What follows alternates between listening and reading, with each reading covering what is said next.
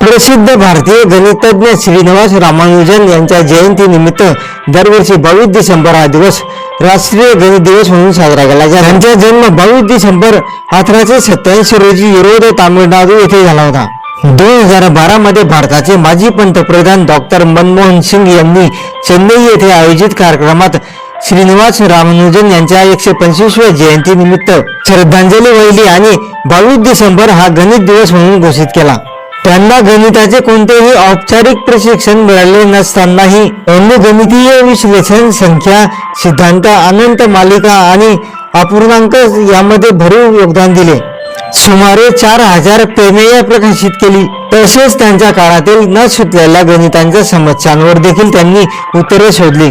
त्यांना क्षयरोग, यकृत विकार, कदाचित कुपोषण, व्हिटॅमिनची कमतरता, कठीण जीवनशैली, गणिताकरता मेहनत, त्यामुळे 26 एप्रिल 1920 रोजी वयाच्या 32व्या वर्षी त्यांचे निधन झाले।